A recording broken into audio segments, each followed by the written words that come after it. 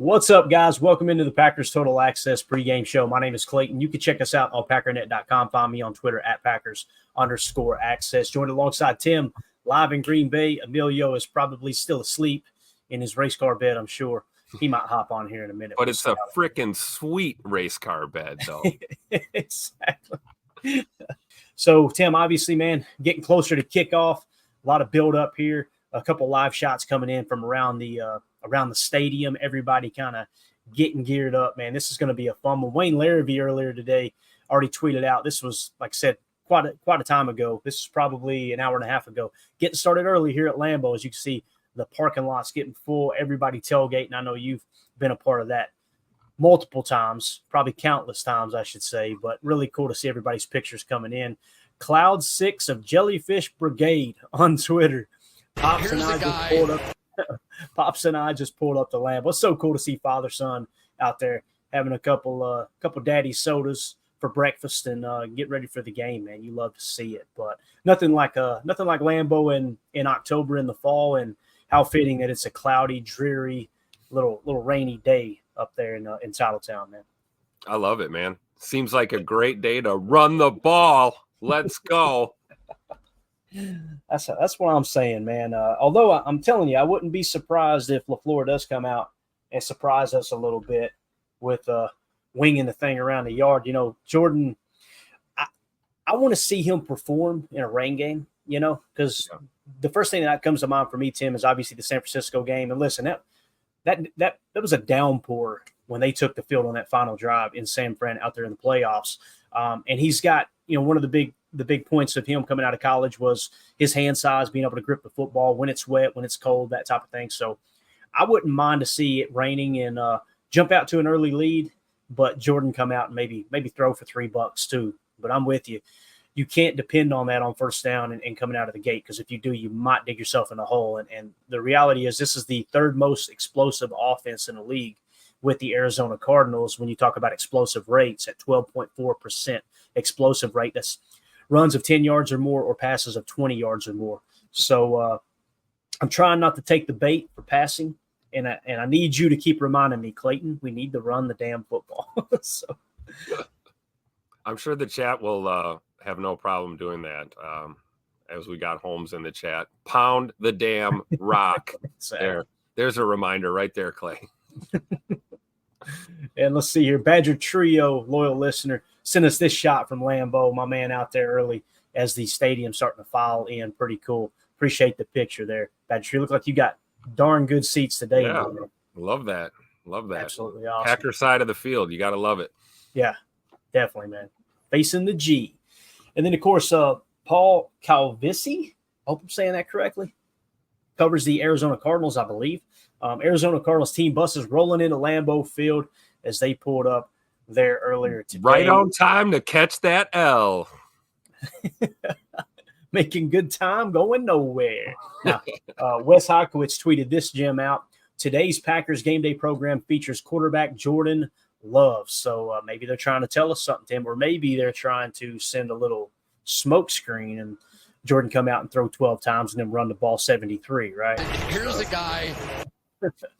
That's a nice program though there, man. Wes Hokowitz, you can just tell he's a fan at heart. I love the way he tweets, man. It's awesome. Absolutely. Yeah, I love the way he covers the team too. And you know, him and Spofford, man, that we're lucky. We've got some really good in-house media, not just you know, Wayne Larrivee and Larry the Rock McCarron with John Kuhn, but we got good old Wes and Mike Spofford as well. So shout out to the boys over there at 1265. We appreciate the work. Definitely. And Wes Hokowitz tweeted this out at 8:46 Eastern time. So this was 7:46 Central. Got to the stadium early. Look at that sunrise. Obviously before the cloud cover rolling in. And, man, look at that place. It doesn't get any better. Does not get any better. So obviously they had to – field all tarped off. I like it. Yeah. To be in good shape today. Yeah, and we'll try to get you guys and gals an update on the weather before we get to kickoff here to see if anything's changed. Last we heard, it was going to be somewhere between 70 to 80% chance of rain basically for the first half. We'll see if that's adjusted. Now, it does look gloomy out there. Does look cloudy now. Again, this was earlier today from Wes Hokowitz where that cloud cover hadn't rolled in yet. And then also, Titletown tweeted this out, man. Fall in love is what it said. says, fall in love with game day. Obviously, we'll mute it because of the music, but look at Titletown. The leaves turning up there in Green Bay. Just a really, really cool setting, man. If you guys haven't been to Titletown yet, I'm amazed at how many people still haven't seen it, or some people that go up for the game and they'll travel like I used to, 12, 14 hours, and they won't even have a chance to really take in Titletown. They'll stay in Appleton, they'll come up for the game, and then they head back out. It's like, man, you really, really need to gear a vacation around spending time in Titletown. It's amazing. It's so true. You got to give yourself time to really take it all in. My pops was up, for the last preseason game, his first time at Lambeau in a number of years. And we didn't get to see much of Titletown. So I'm hoping next week when he comes up for a visit, probably get over there, spend some time just walking around, checking it out. It's a great time of year, dude. Fall in Green Bay is amazing. Fall anywhere in Wisconsin is amazing. But Titletown, you got to check it out. Probably only a few weeks away from that skating rink coming out here. Before you know it, we'll be ice skating out at Titletown and tubing down Arians Hill and checking out all the cool stuff they got going there. The program that they have, there's constantly activities year round at Titletown. Always something to do, whether it's game day or not. So make sure you check it out for sure. Yeah, no doubt. Let's see. Omer says, what's the weather looking like, guys? So the latest update, I just clicked on the weather channel, and here's what we got, gang. 1 o'clock my time is kickoff, so that's what it's set to, I'm sure, with my location. But it says 1 o'clock, so kickoff, 91% chance of rain, 8-mile-an-hour winds. The temperature is supposed to be 49 degrees, all right? By 2 o'clock, the showers are down to 39% with 9-mile-an-hour winds. By 3 o'clock my time, which will probably be the fourth quarter, cloudy, only a 15% chance of rain, but the winds have picked up to 11 miles an hour, west-northwesterly wind there. So there is your Weather Channel update. Perfect time. The winds will be blowing a little west, just in time for Arizona to get on that plane, fly back home, carrying that L with them. It'll work out just great. Absolutely. And our good buddy Rob Westerman tweeted this out. He's in the house today, evidently, unless he's got boots on the ground there for his pod. He tweeted this out. And just a beautiful shot of Lambeau as the fans were starting to file in as soon as the gates opened. I guarantee you he was the first one in the stadium there. Nick McSwain in the house says, do y'all think they let Tuck Norris rip a dart during halftime, Tim? What do you think, man? You think that ain't no problem. Well, I love the old pictures from the NFL films of the guys in the locker room making the game plan, the halftime adjustment, and they've got lung darts or smoking. One of them might have a beer. It's awesome how it used to be, man. I'll tell you what, Tuck Norris does what Tuck Norris wants. That's all I'm going to say, whether they let him or not. I think if he needs a Busch Latte and a lung dart, he's going to find a way to get one. No doubt. He ain't going to be denied, man. Just like that yak, right? That's right. He's not going to be denied. Let's see. Mr. Larry in the house. Good game day morning, everyone. Good morning to you, Mr. Larry. Appreciate you swinging through, sir. Venom Slash. It's game day. You got it. We got iRock in the house. Go Pack Go. We got John in the house. Go Pack Go, man. Everybody filing in. This is going to be a fun game. I really believe. Heard it from a fan right here. It could turn into an explosive game, but also I think Kyler Murray's going to give you some opportunities to be able to pick the ball off. Oh, yeah. Like we talked about, you got to keep him in the well, make him throw from within the well of the pocket. That's going to be a huge just a huge task for the Packers today, man. You've got to make that happen, Tim. Got to keep him in that pocket. Yeah, absolutely. We talk about pressure pick, coverage sack, right? It's more important to get that pressure, keep him contained, and our coverage, holds their own. And we know Kyler's going to throw one of them up there at some point today. And I'm fully confident our secondary is going to handle their business. Looking for another pick from Mr. McKinney. So keep your eyes open for that one. Yeah, no doubt about it. Trying to just comb through here. I know we got the actives, inactives, so let's go ahead and hit that real quick. As Paul Brittle tweeted this out. Let me drop that comment down. Bang. And let's go ahead and stop that screen as well, the background. So here are your Packers inactives. Paul Brittle tweeted out. Oladapo, Brenton Cox Jr., Andre Dillard, Travis Glover, Fitzpatrick, and Devontae Wyatt. What does that mean? Christian Watson, Jair Alexander, and Rasheed Walker are all playing today. So absolutely huge that you've got Christian Watson and Jair Alexander back. And Tim, like you pointed out to me, man, in the pregame or before we went live, I should say, if Rasheed Walker doesn't play, can anybody tell me who our left tackle is? Yeah, that was like my That was like some of the best news right there was seeing Rasheed Walker's going to go, because I don't know who they shuffle around. I guess my gut would tell me Zach Tom goes to the left side, because, I mean, we talk about how hard it is to go from right tackle to left tackle. If there's anyone in the league that can do it, it's probably Zach Tom. Either that or they, I don't know, do they kick Elton Jenkins to left tackle and, move someone in at left guard? Who knows? Luckily, we don't have to answer those questions today, because our boy Sheed Walker will be out there protecting J Money's blind side. So happy about that. Little disheartened that Devontae Wyatt's not going to go, so we'll see a little bit of a hit on our D line. But man, how can you not be excited about these actives? We were kind of up in the air on was Scoot going to go or not. I was leaning towards Watson not playing. Great to see that he's active, and of course, our boy Mr. Ja Money back in the lineup as predicted. No doubt about it, man. So I'm excited to see that unfold for sure. Getting those guys back in the lineup and seeing what they can do. We've got a background update. This came in from the Loft. You guys heard me talk about the Loft a lot. When I go to Packer games, my spot that I love to watch the game from is up in the suites. And we typically get the one in the end zone. I'm trying to think of which end zone it would be. Probably it's the Titletown side end zone. Would that be north or south, Tim? North end zone. North. So the north end zone is typically where I'm at. And it's because you get access to the Loft. If you guys are going, what the heck's the Loft, Clayton? So when you sit in that section there, basically what they give you access to is the roof. And it's right underneath the scoreboard on that side. They got concessions up there and everything. That's your shot. Oh, that's beautiful. If it didn't get so crowded up there, Tim, I would watch the entire ball game from up there, because you can see it's like watching all 22 the entire game. It is phenomenal. And you kind of step over to the edge back into the left here. And Rob Westerman tweeted this out too, by the way. But if you go to the back left portion of where this photo is taken from, beautiful shot of Green Bay, colors turning, all that stuff on the leaves. It's just absolutely awesome. You gotta love it. And you're right, right by that clock there. That's on Lombardi time all the time. Gotta love it. So Aaron Rodgers, thanks for swinging through there, Mr. Celebrity, with the super chat. Appreciate you, buddy. He says, question for y'all. I'm from Cali, so I am wondering what weather should I expect for Green Bay versus San Francisco, November 24th, first time at Lambeau. It could be a couple of different things, Aaron. It could be a day like today that's in the 40s/50s and raining. But, Tim, it's not out of the realm of possibility that a snowstorm blow through in November either, right? So I would tell him pack for July and pack for Siberia. What do you think, man? Yeah, I would just lean. If he's from Cali, he's going to be cold either way. You're going to be cold up here, and you can always take layers off. It's a little tougher to add them. So bring plenty. Yeah, I would go with Clayton's advice. Prepare for Siberia and hope that you don't have to be fully bundled up for the game. I can tell you, though, a good pair of socks and a decent pair of good shoes or boots to keep your toesies warm. That's going to be the killer when you're sitting on those bleachers. You got your feet on concrete. It gets cold.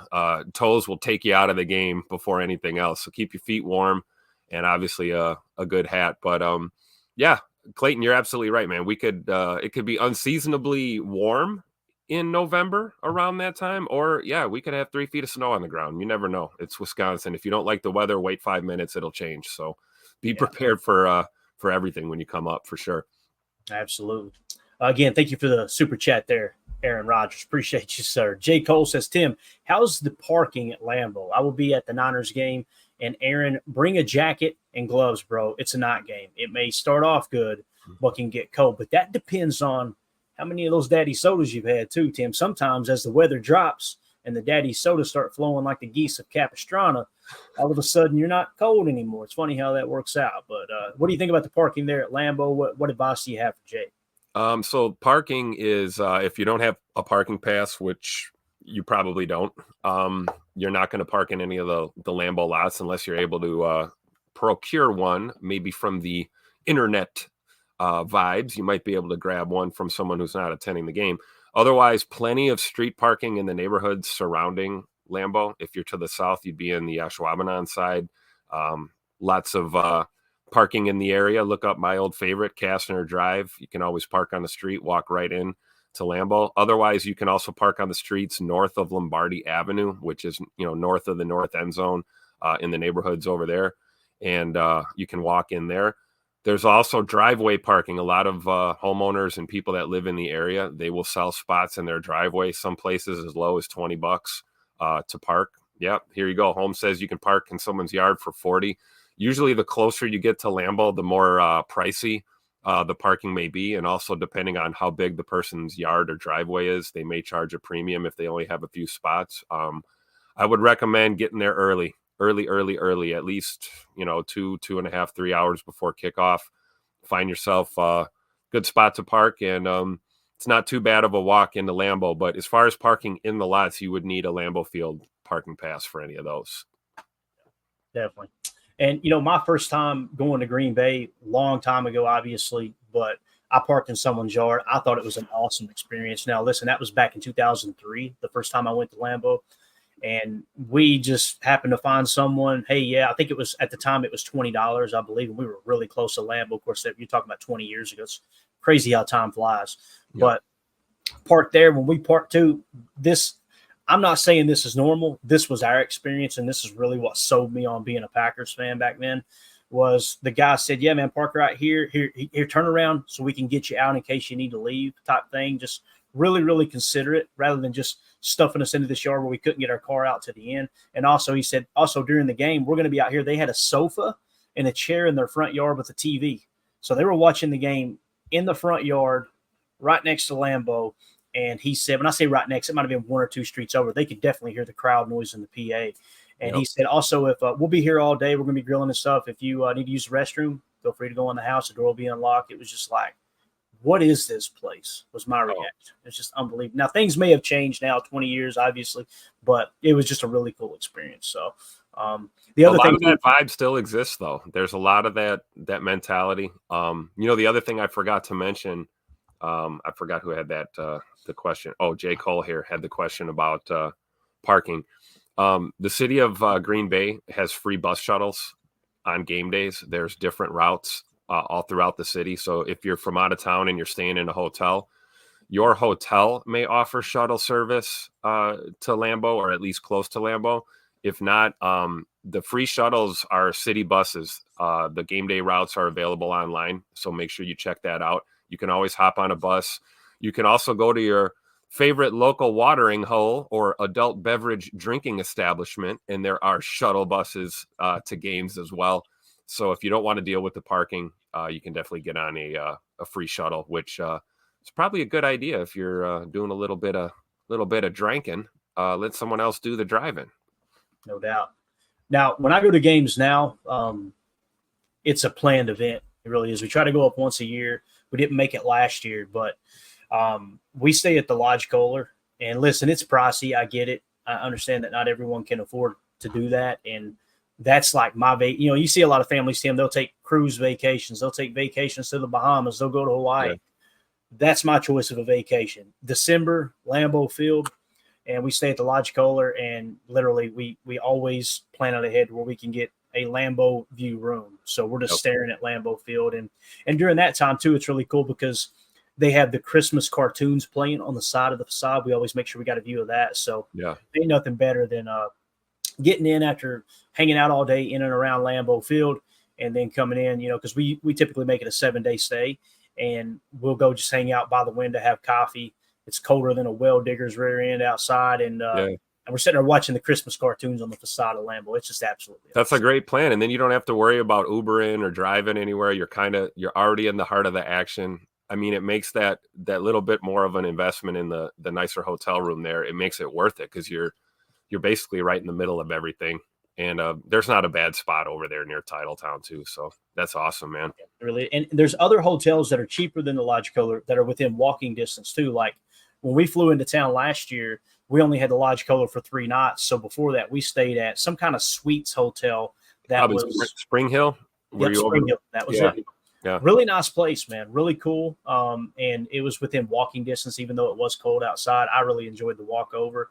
So if you go that route too, you don't have to worry about parking. Obviously, you park at the hotel, that's a cool setup. So I know it's pricey staying at the hotels, but when you take into consideration the price of parking, the convenience of being able to – one thing I loved about the Lodge Kohler is watching the pregame show, NFL Network pregame show at the Lodge Kohler, and then just walking over into the stadium is just – it's awesome. So Fox Sports NFL tweeted this out. May have some football weather at Lambeau Field for today's game. You can see the rain flying as the fans are trying to get into some dry area of the stadium before everything gets kicked off here. So, man, I tell you, these guys are really wanting to use our channel. That's how you know you made it, Tim, when you got people in here spamming you, trying to get their links out in your chat. So maybe if you didn't spam people, you could get somebody to tune into your channel. I'm just saying. You heard it from a fan right here. So expect the rain, like I said, at least in the first quarter, possibly the first half is what it's looking like. So according to Fox NFL Sunday. So let's do this. Let's just kind of pop up on the screen here and take another look at the PFF preview as far as the PFF grades and kind of how everything is shaking out. I'll try to get it to where we can adjust it and see it a little bit better here. That might be better. Let's go full screen with it. Heck with it. All right, so let's start off again, Tim. I'm just going to throw our offense up. You're going to see their defense. Let's go with their nickel personnel. That's what we're going to be in the most is 11 personnel. The big thing here, you got a couple guys on the front in Collins and Gardeck that look like they're playing pretty good ball. Outside of that, you got Budda Baker. But, man, these corners on the outside, this might be the day to try to test that out too. Now, you got to be careful gripping the football, obviously. Got to be really, really cautious of that because you let one get away from you. When you miss on an out route or a hitch, that's a pick six, right? Yep. And you know what? This is going to be one of those games where every single mistake could tilt the balance. Turnovers in this game are going to be everything, especially if it's going to be sloppy out there. I believe the team that protects the football the best is going to get the dub. Yeah. And when you look at the offenses, matching up here, you're starting to see these PFF grades rise a little bit, right? People kind of coming into a little bit better standing across the league. As you see, Josh Jacobs is now an 80.5, right? He's sixth highest graded halfback in the entire National Football League right now. I think we would all agree that was a great signing there if you weren't going to bring back Aaron Jones. Now, Jordan Love sitting at a 62.2. He's now up to 25th. We know he started off rocky. He's starting to kind of come into his own. Obviously, he had the pick six last week. You take away that pick six last week off that crazy throw where he gets a defender coming off the edge unblocked. It was a throwback design to where that was going to be his blind side. And whether it was Rasheed Walker or Josh Jacobs' fault, they had two guys to block two guys, and they were unable to do that. One came free and hit Jordan. Not trying to come up with an excuse for Jordan, but that specific play wasn't just, man, that's all on Jordan Love there. That was definitely a team effort botching the heck out of that. I know Kurt seemed to think that Tucker Kraft kind of gave up on his little release route here. It was max protect with the Y leak. I didn't really see it that way, but I can see how someone could look at it like, man, if he's got to fight to knock that ball down and not sit down in that zone. You got to work your way to the sideline. I kind of get that. But you're seeing Jordan Love I think that grade's going to continue to go up just like it did last year. When you look at the offensive line matched up against their defensive line, I like the way we're sitting here, Tim. Obviously, Elton Jenkins is great at pass blocking. If they do play Collins on his side of the line, and whether he's a 1 or a 3 tech, you would like to see him over there. And then, of course, if they keep Gardeck over there at left outside linebacker or left edge over top of Tom, I don't worry too much about that. How do you feel about the Packers being able to protect for Jordan Love today? Oh, I agree. I think, we're going to need games out of Big E and Zach Tom for sure. But I also look at, Josh Myers and Sean Ryan there kind of in the middle. This is going to be a good opportunity for these guys to put together a decent ball game today. I think, you look at Collier, you look at, Thomas on the right side.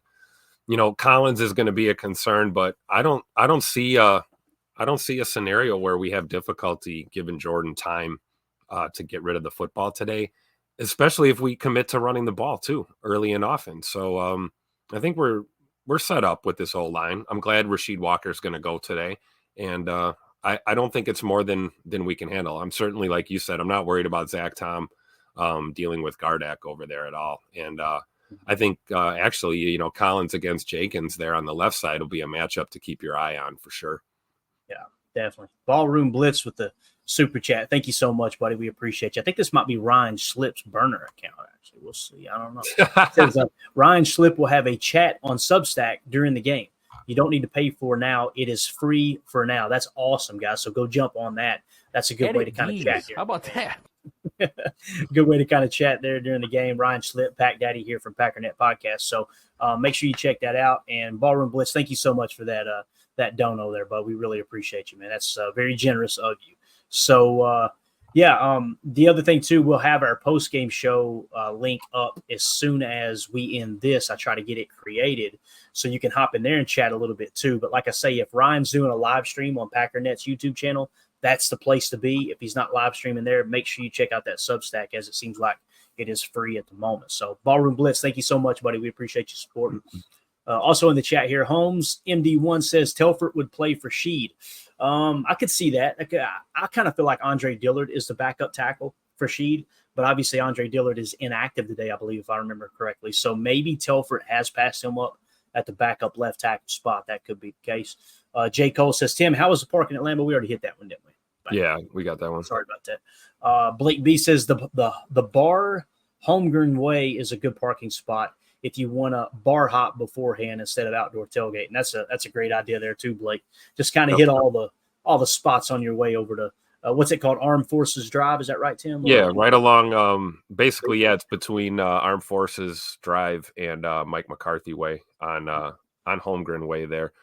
You got the bar right next to Stadium View, infamous Stadium View. Everybody knows about Stadium View, another great spot to check out pregame, during the game, after the game, any day, really. Some really underrated and underappreciated cheese curds. Shout out to Stadium View.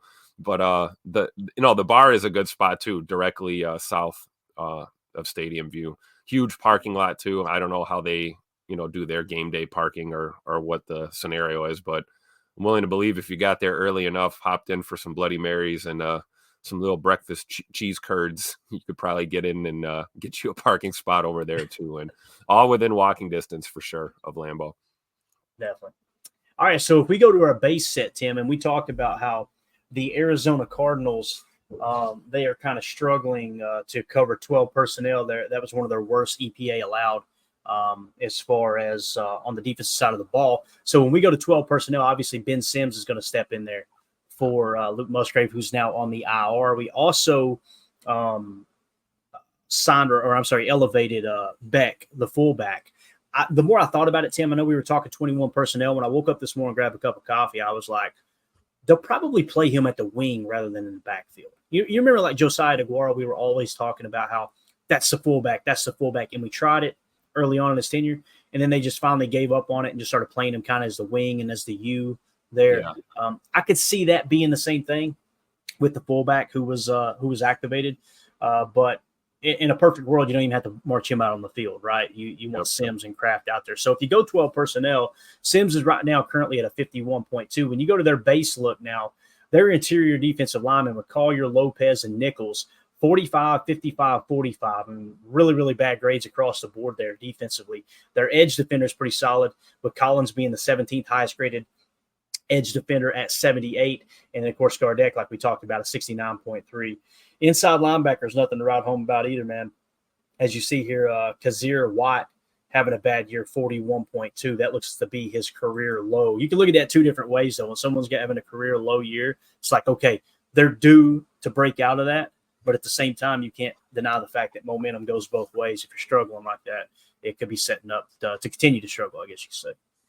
Yeah, absolutely. And, like you said about fullback, it's been a while since the Packers have ran with a fullback on offense, right? We probably got to go back to the John Kuhn days to really utilizing a true fullback.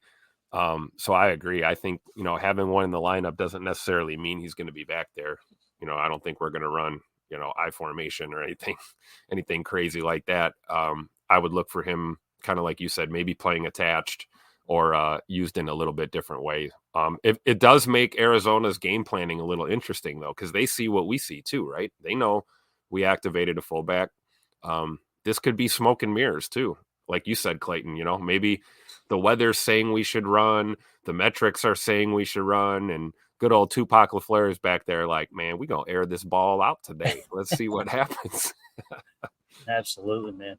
we got a couple shots coming in here we got to hit. We got X warming up before the game. Let me drop this down real quick, and let's see what we got going on here. It's pretty cool. You can kind of see the weather, the rain flying. It ain't bothering Xavier McKinney today. I promise you that, man. My man is in the zone, getting ready for kickoff here. Obviously, Here's the guy.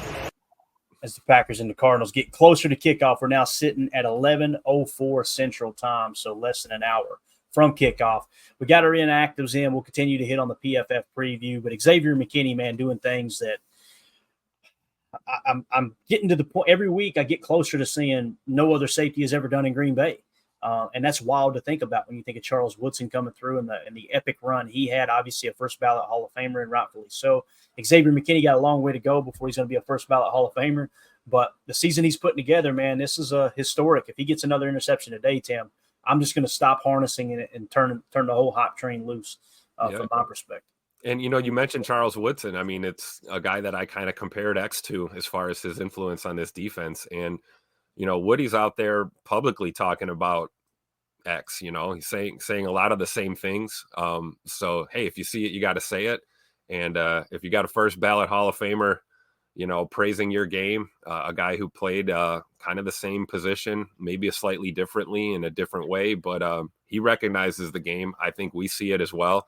This is a great shot here pregame. You see a professional doing professional things, guys locked in, not just kind of half-assing it through warmups. He's dead on serious today. And it would not shock me if he got a pick today. I mean, at this point, we're almost used to it, right? You're almost expecting it. It's like, when is it going to come? Not, is it going to come? So shout out to X, man. He's firing on all cylinders, and you can't tell me that he's not got the rest of that secondary hyped up too. I mean, everybody back there is playing well this year. Certainly guys that, maybe didn't look so hot last year that are on this team, they've stepped their game up too. You can tell the impact that the McKinney signing has had on this secondary right away. So go Pack, go. Yeah, definitely. So Turtles in the chat says Troy Polamalu was the last safety to win Defensive Player of the Year with 7 interceptions that year. And what's crazy is the year that Charles Woodson won Defensive Player of the Year, I think he had 9. So McKinney is on pace to even surpass Charles Woodson's year. Now, we'll see. Obviously, there's a lot of football left, but, man, like I said, the run he started on is just absolutely epic. You guys would take a quick second, hit that like button for us. We appreciate y'all making us a part of your pregame festivities as we're closing in on kickoff, getting closer by the minute here. Really excited to see X go out there and play ball today for sure. Back to the PFF preview, Tim. Let's kind of look at the defensive side of the ball for the Packers. And when you look at the grades, man, you can look at it a couple of different ways, really. You can look at it like, okay, these guys are playing like absolute garbage.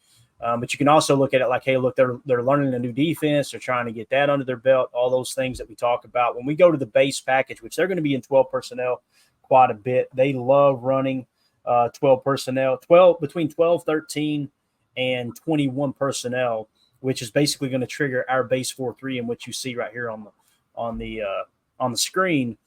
They're in that right at 50% of the time. So we should see our base defense 50% of the time today, unless they change something up. And we'll kind of see how it shakes out, obviously. But when we look at their offensive line, playing pretty sharp here is Paris Johnson Jr., not highest graded tackle at 82.6.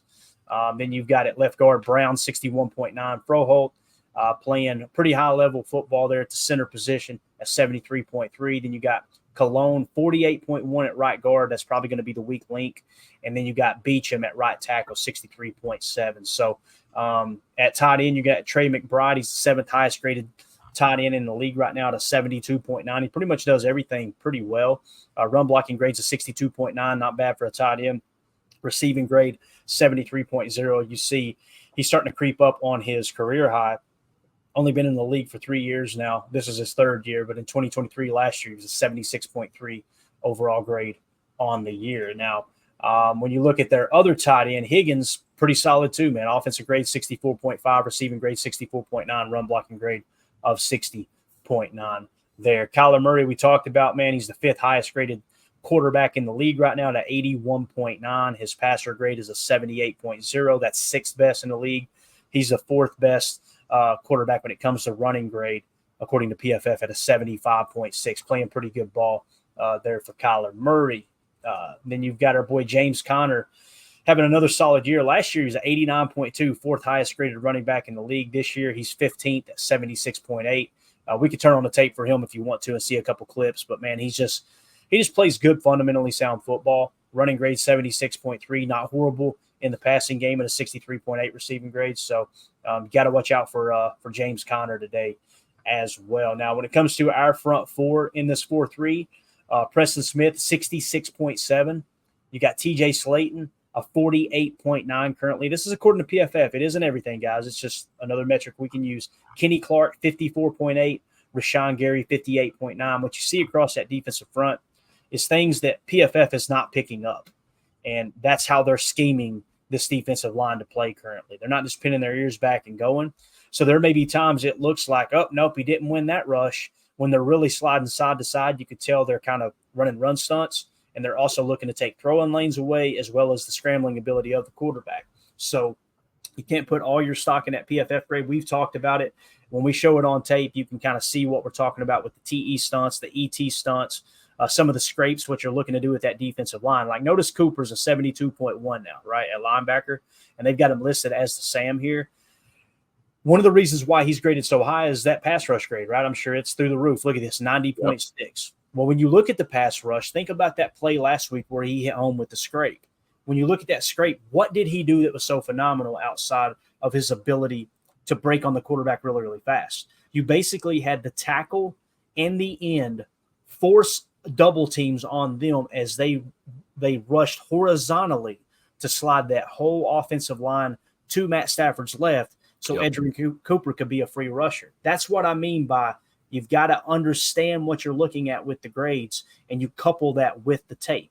If you're just a spreadsheet guy and all you're going to do is look at the grades, look at the stats, and not look at the tape, it's going to be very misleading. You'll miss if you're a spreadsheet guy, you wouldn't see Edgerrin Cooper executing that scrape to perfection by not getting too wide and basically staying right along his teammates there and just appearing out of nowhere around that edge. That's exactly how you want to run those scrapes when you're, like you said, when your D lineman is doing their job. You know, it's easy to be a fan and see something like that and think that, oh, these guys are, you know, they're missing their rush lanes. It's like you don't realize a lot of these things are by design, and that you're going to work in tandem to free up another rusher. And Edgerrin Cooper is an absolute monster coming around that corner. So looking forward to seeing more of that today. Definitely. Chris C in the chat. Good to see you in here, sir. He says, we contained Hurts and AR pretty good. We really did, man. And you could see we were playing a little bit of a contained game against Sam Darnold, too, with the Vikings. And then lo and behold, when you start to pin your ears back, he rushes out for that third down and picks up the first down with his legs. You got to be really, really, really gap sound when it comes to rushing the quarterback and understanding what you're trying to do, basically in specific situations, right? Like, what's the down and distance? What's the play call behind you? Where are the throwing lane weak spots for that defensive call? And how do you clog up those throwing lanes with the defensive line, moving side to side occasionally? There's going to be times that I think we pin our ears back and go after Murray today. I just think that you're going to try to get a lead before you do that. Think of the Titans game, right? With the Titans game, that's exactly what happened. They were playing a little bit conservative right out of the gate. And then, lo and behold, Packers jump up to an early lead. Now you turn the dogs loose because you're kind of making them play one-dimensional. I don't know why they do it, Tim. I disagree with LaFleur when he does it. But, man, I'd be sitting here. It would be egotistical for me to go, these NFL coaches don't know what they're doing, getting away from the run as early as they do. But some of these guys, it just seems like they bail on the run so early, and now you're forced to pass, and now the defense has got you where they want you, man. Yeah, I agree 100%. And it's you know, I don't want to be the guy, just like you don't want to be the guy standing out here, you know, claiming to know more than an NFL head coach who's making millions of dollars a year to coach our franchise. But I agree. I've always said that about Matt LaFleur since he got here, that I felt like we find success in the run game and then he gets away from it. Now, that could be based on what they're seeing out there on their Surface tablets, and they're getting fresh info throughout the game. If they see holes in a secondary, or they see a defense, you know, stepping up to maybe load the box, or they want to account for that run a little more. Of course, a guy like Matt LaFleur is going to start dialing up passes. I mean, that's what his offense is all about, right? And, it's not a surprise at all. I just hope we have a more balanced attack, like you said, Clayton. I don't think we're going to run all day, but I hope we run enough, certainly on early downs. Yeah. Shout out to Christopher Coleman. I think that's who we just had his chat up on Twitter. He tagged me in a video from Fox Sports NFL. We got to be careful with that stuff because the TV networks, if you show a tweet that's got even just a 3-second clip on it that's from a network, sometimes it'll get flagged as copyright. So we got to be really cautious with that. But what he tagged me in here, Tim, is I'll just describe it to y'all. Fox Sports NFL has Green Bay Packers wide receiver Bo Melton and his brother Arizona Cardinals cornerback Max Melton will play each other today at Lambeau Field. His family is in attendance wearing these split jerseys to support both players. So looks like the front of the jersey is a Packers jersey. The back of it is a Cardinals jersey. Kind of cool how they did that, man. So, I love it. Yeah, little conflict there. And I guarantee you how that goes, Tim, is if one team jumps out to an early lead, right, then they're rooting against that team all of a sudden, right? For the other one to give it. And then the second that team takes the lead, you immediately switch back. You just want it to be a close game, obviously. It'd be cool if they do get matched up today, though. I don't know if it'll happen, but that would be something to see. I mean, we talked about it during the draft season, right? We were kind of holding on to hope that maybe Max Melton would end up in the green and gold, and those guys could, go to work against each other and practice every week. But today we might get a glimmer of it, take a little glimpse at the Melton brothers going one-on-one. Never know. Yeah. Daryl in the chat says, Coop is explosive. Talking about Edgerrin Cooper. It makes big plays for sure. He really does, man. And the big thing that me and Tim have been talking about here lately is the snap count. Check it out. Week 1, right, had a total of 11 snaps. Week 2, it dropped to 7 snaps. Week 3, it jumps to 18. Week 4, 21. And then last week, career high 30 snaps. He's on his way. On his way to getting on the field damn near every snap. And here's the thing, man, there's gonna come a time where there's a decision to be made, right? And that decision is going to be, is it Quay Walker, Edgerrin Cooper as your Mike linebacker? And you probably won't, I'm going to try to guard my words carefully here, but if Quay doesn't take that next step as he approaches his contract year, they'll probably shift the focus to Edgerrin Cooper needs to be our green dot Mike. I'm not saying it's going to happen this year, but you should start to get the best version of Quay Walker. Not that he hasn't been trying. Obviously, we know that dude is as hard a worker as anybody in the league. Edgerrin Cooper stepping up his game like this is going to do nothing but lift Quay Walker as well, right? The old saying, a rising tide raises all ships.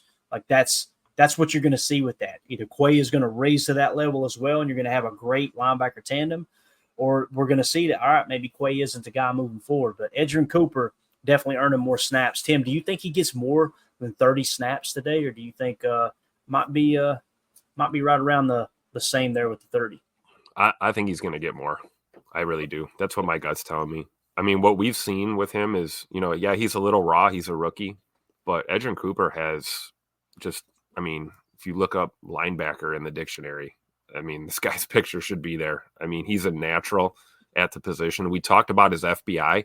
We talked about that during camp, him sniffing out plays and just having a great eye for the game, great ear for the game, great feel for the game. And then you combine that with, the raw athletic ability this guy has. He's built 6'3", 230. I mean, this is the type of dude you want back there. And I agree 100% with your statement that, him getting more snaps and him playing at a high level, it's going to pick everyone up. It's going to pick, Quay up. It's going to pick McDuffie up. These guys are going to all play a little bit better, step their game up. And it's not like it's a competition thing or, hey, this guy's going to try and take my job. I don't think it's that. I think, one guy plays good, the next guy plays better, the guy after that plays better than that, and before you know it, we've got a defense that's out there getting after it, and these guys are picking each other up. And, young players like Edgerrin Cooper they certainly fit that mold. We see it in the secondary with Javon Bullard, stepping up and making great plays. These guys pick each other up, so it's fun to watch for sure. Yeah, no doubt about it, man. So it looks like on Twitter, Rob Reichel tweeted out, the rain at Lambeau has stopped for now. It was pretty heavy from about 10:30 to 10:50 a.m. It's supposed to intensify again around 11:30 a.m., so right before kickoff. Obviously, I've got a shot of the radar here, man. Let's geek out here for. I know we were talking Edgerrin Cooper. Let's drop that down for just a second, and let's see if we can get this radar up here. I want you guys to see it. It looking kind of nasty here in the area, Tim. As you can see, man, this is we can get the not gonna be able to get the ads off. That's all right though. But you can kind of see in and around Green Bay, man. It's definitely going to pick up here shortly. If we roll, can we roll that together? I guess we can't. Oh boy, this is all out of whack here. Look at this. Let's zoom in on Tim's house. You want to? Let's not do that. But you can see it's definitely pushing into the area, man. Right around kickoff, we should see heavy rain is what it's looking like, Tim. Hopefully that lightning stays to the north there so we don't get any kind of delay. All right. Exactly. And I can tell you, I mean, things move pretty quick up here. Once they kind of hit the Bay Area, they start swirling around and going out over the lake. So it's going to be pockets, right? We're probably going to see, a little let up, and then we'll see some downpour. As long as the severe stuff stays away, that's a good sign. So it'll be a sloppy one out there. Hope everyone's got their ponchos that's going to the game. Exactly right. All right, so we talked about Coop, man, and it's cool to see him kind of overtake Wilson there at that other linebacker spot. And you see Quay Walker, 48.5, Isaiah McDuffie, 52.6. Cooper definitely leading the way there at the linebacker position. Now, obviously, we get Jair Alexander back. He's a 73.6 now. He's the 17th highest graded corner. Many people think he's going to be following Marvin Harrison Jr. around. We'll see. But we'll kind of keep an eye on that. I don't think they'll do it the entire game. Hopefully they don't do it. That's just my opinion. And you guys are saying, Clayton, how can you say that everyone has wanted Jair to follow the number one receiver? It's happened twice this year, guys. It happened against the Eagles, and he got absolutely cooked. You could tell he wasn't comfortable. That's when A.J. Brown went off, and obviously Eagles get that win. Now, he followed someone else, or no, we followed what was it? Against the Vikings, he was out.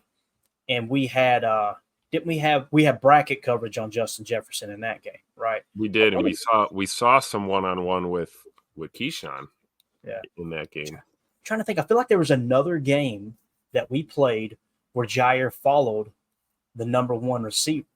Let me go to the schedule here just as a quick refresher and see if it triggers my memory here. So, all right, we played the Eagles week 1. Week 2 was the Colts. He didn't follow week 3 is what it was. They said that he followed Calvin Ridley around for a little bit. If you guys remember, he got the pick 6 on the right sideline from the offense's perspective. Normally, Ja was lining up on the left last year predominantly, so he definitely followed Ridley a little bit in that game with the pick 6. But again, they talked about the statistics there. Ja not having a great year in man coverage. I don't think anybody on the Packers really is. But how do you feel about it, Tim? Would you rather him follow? Am I the get off my lawn guy saying I don't want to see Jair follow the number one receiver? Or do you think they'll go a different route here, man? I'd like both. I'd like to see it situationally. I don't think there's anything wrong situationally with putting Ja on your number one receiver, but to think that that's going to be a blanket approach all day long, that's a recipe for disaster. And that's not a knock on Jair. It's just how defenses work now in the NFL. I mean, those were the good old days, right? Where you just put your number one on their number one and you let them play man all day long. I don't think that's the approach. So I don't see anything wrong with dialing it up once in a while, especially because we know Ja's game. He loves that. He loves to break off and jump a route, try and make a play. I'm all for it, but I would like to see some zone most of the day against Kyler Murray. Keep him in that pocket. Keep your eyes on him the whole game, right? Yep. That should be the goal here. So they've still got Bullard as the starting safety opposite Xavier McKinney. Bullard's a 51.9. Xavier McKinney is the highest graded safety in the league currently. We talked about it already earlier in the week. I think Evan Williams is somewhere between 8 and 10. So maybe they're a little bit behind the 8 ball here as far as showing Bullard as a starter. I personally hope they give Evan Williams a shot to play the large majority of the snaps at the safety opposite of Xavier McKinney today. Who knows if they will, though, right? We'll find out soon enough for sure. So, that's how your safety room looks there. At the cornerback position, Stokes continues to struggle, 52.8. I think you'll probably see Valentine play over him today. I kind of hope that's the case anyway, but I'm not trying to dog Stokes too much, but it does kind of feel like Valentine is just as good as Stokes at this point in their career. And if that's the case, then what I think you should probably do is have Valentine play in place of Stokes. That way you're continuing to progress Valentine in the direction of taking over that cornerback spot this year if you choose to not sign Stokes. I think that's a great point because they already, made it clear they're not picking up the option on Stokes. And we know this is a year for him to show that he can play and that he belongs. I think 5 games into the season, the Packers have given him every opportunity to do that. And he's looked good at times. We can't gloss over that fact. Stokes has played a couple good ball games for us this year, but he's been up and down at best. So I think you're right. I think this might be the beginning of the time of the year when we start to see, like you said, Valentine being peppered in there a little more, or perhaps, like we saw last week, perhaps Bullard going to the slot, Keyshawn going to the boundary, and then Evan Williams going back there at safety as another alternative. But we'll see. I think Stokes certainly earned the right to try and play his way back onto this team as a starter. I just don't know if the execution's there for where we want it. But we'll have to see. It's still relatively early in the season, but I'm with you, Clayton. I think we'll start to slowly. I don't think it's going to be a sudden change. I don't think they're just going to pull Stokes out of the lineup, but I do think you'll start to see a lot more Valentine and, even Corey Ballantyne peppered in as we go forward. I could see that too, for sure. All right, let's see here. Chris C in the chat says Murray has 9.5-inch hands and Love has 10.5-inch hands. I think that does matter, man, when you're playing in the rain. It really does. Now the caveat to that too is, again, if you see it, you got to say it.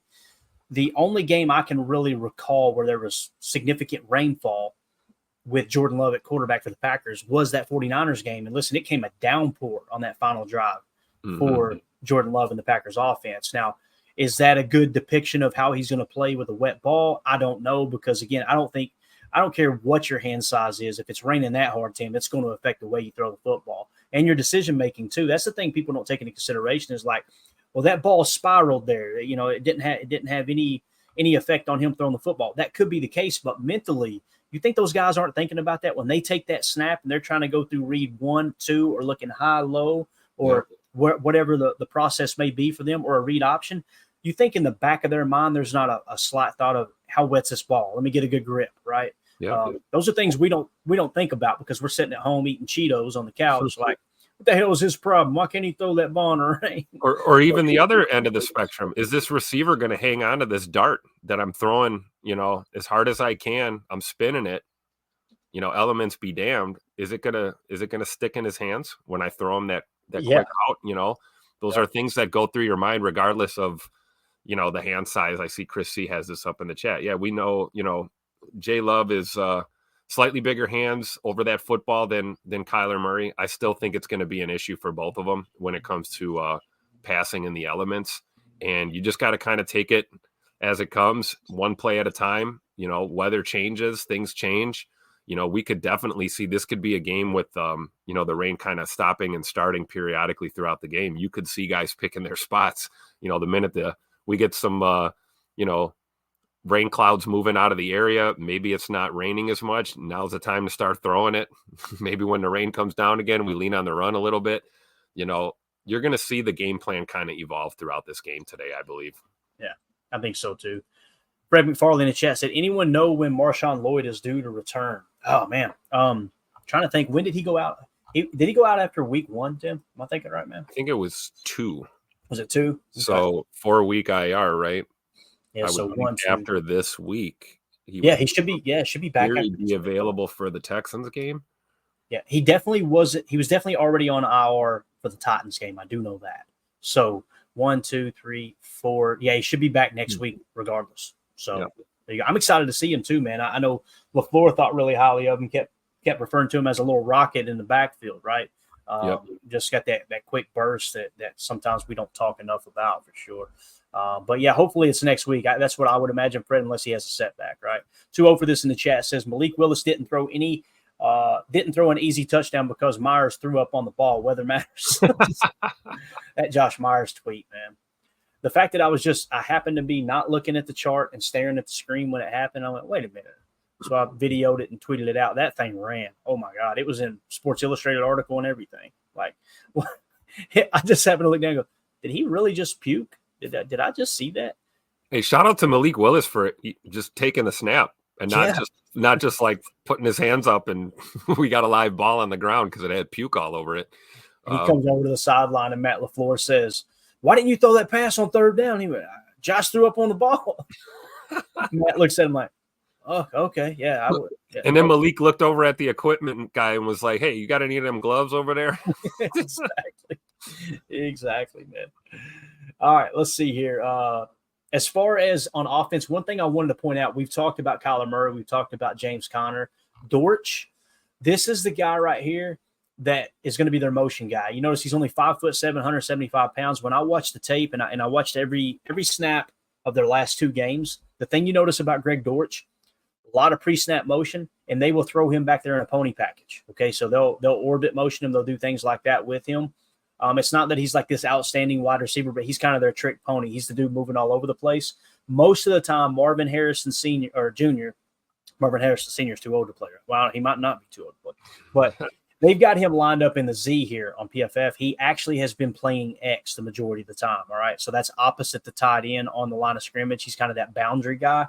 Now, we did see in a couple occasions where they would have Dortch in the slot, and then they would pre-snap motion him outside, which would technically make Marvin Harrison the slot inside, and they would like to run those slot fades out of that, right? We've seen that snag concept, which is basically the number one runs a shallow cross or a drag. The number two runs a go fade route. All right, so they really like to work that. The other thing that stood out to me and Tim when we watched the tape on Marvin Harrison Jr. as well was him running a lot of out routes, right? A lot of outs, a lot of hitches, things like that. So he's kind of working the boundary, using that big body to shield off the cornerback, and he's also got really good hands. Now, his weak spot is he doesn't create a whole lot of separation, right?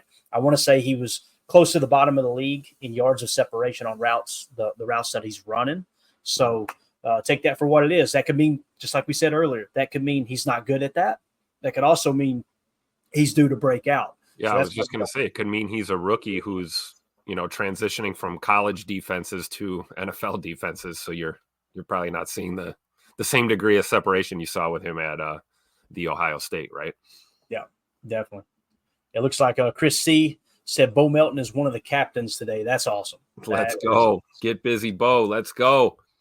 Might be a big day for old Bo. I think they're going to have a player or two designed to go to him. Now, whether or not the Reed sends the ball there, that's to be determined. But I think they will try to get him involved and get him involved very early here today. So I hope he didn't have too many cheese curds before the game. Cheese curds make my stomach hurt all the time, but I do eat them though. He gonna eat them regardless, Tim. It don't matter if it makes your stomach hurt, man. How that goes. So let's see here. Just refreshing the weather forecast real quick. Yeah, the rain is really closed in on Green Bay now. If I'm trying to figure out here, they've got this kind of – there we go. Let's see if it'll allow me. So according to the radar in Green Bay, it's not going to move out till 2:23 my time. So you're looking at 1:20 your time there at Lambeau. So you're going to get a full hour of pretty heavy rain, it looks like. So that'll probably take us about halfway through the second quarter, maybe a few minutes into the second quarter, depending on obviously the flow of the game, right? Yep. Protect the football. Protect the football. We can't. I know our defense is gonna show up today. Offensively, we've got to keep it all in front of us and protect that football. We cannot turn the ball over today. Got to protect the football. Yeah, no doubt, man.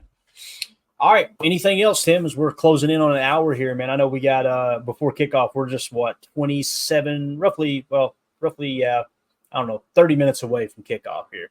32 minutes away from. I think it's a 105 kickoff my time. So, Anything else, man? Anything else you want? Just a message from head coach Tupac LaFleur. No block, no rock. Moral of the story today: get out there, block, sir. Yes, sir.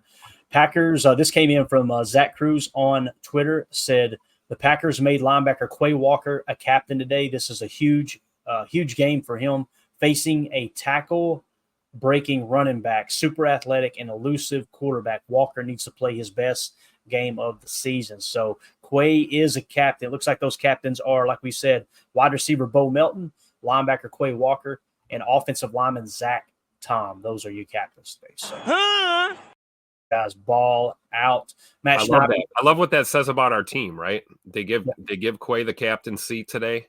They know he's going to have his hands full. We know that the run fit is something that Quay has struggled with. So they're putting it all out there and they're trusting him. They're saying, go out there. We believe in you. Go out and lead these boys today. So I love to see it. Big game for Quay coming. Definitely. If you guys would please hit that like button for us, help boost the algae. If you like this kind of content, we go live every single day, 365 days a year, sometimes multiple times a day. If you follow the Packers, make sure you sub to the channel. We really appreciate y'all making us part of your pregame. Matt Schneiden tweeted out, Packers base defense in warmups has Jair Alexander and Keyshawn Nixon at outside corner, Xavier McKinney and Evan Williams at safety. That probably means Javon Bullard is at the nickel. So I'm kind of digging that, man. I'm digging. Guess we got our answer about Stokes, huh? Yeah, right. And obviously they have a lot more faith in Keyshawn than they do Carrington currently at the moment. So that's going to be really interesting, man. We get to see some more Evan Williams. I want to see Evan Williams' second interception of the year. I think he got that one. It was on the what was it on, Tim? That was trying to think. It was a Hail Mary. When he that sealed the game for us last week for sure. Mm-hmm. Yeah. So I'm looking forward to seeing him come down in the box when Mr. Xbox there tries to run. Looking forward to seeing, for all we talk about, we know Javon Bullard's probably the hardest hitter in that secondary, but let me tell you, Evan Williams has got some pop to his game as well. And we've seen him lay more than a few guys out. So I'm looking forward to seeing him out there today for sure. Yeah, definitely. Mike Berry says, go Pack, go. We got Michael says, go Pack, go. Fred McFarley says, thanks, Clayton and Tim. No, thank you, buddy. We appreciate it, man. Thank you for hanging out with us. Ben Holden says, wow, Williams is quick. Yes, sir, he is. Quick shout out to the Super Chats today. Aaron Rodgers, thank you so much, sir. Appreciate you taking time away from the Jets facility to give us a Super Chat. You are awesome. And then Ballroom Blitz with the Super Chat as well. Thank you so much, sir. We appreciate you there. Tim, let's go grab a snack, cold drink, get ready to sit in and chart this game, man. Anything else you got? Yeah, Pack by 1,000. Let's go. Go Pack, go. We got to get the dub today. Protect 1265. It's going to be a good game. I'm feeling good. I'm feeling confident. I think we get the win today. Yeah. All right. It's going to be fun, man. Anything can happen, baby. Any given Sunday, obviously. Nick McSwain says, thanks for the terrible podcast, guys. JK, appreciate y'all. And then Holmes sums it up and says, this show sucks. Yes, sir, it does. It sucks bad. But thank you guys. Seriously, this was a lot of fun, man. Really appreciate y'all hanging out with us. Help me out here, Tim. For those of you listening on the pod, thank you for making us part of your day. As always, let's go out and be the change we want to see in the world. Let's go get this dub. Go Pack, go.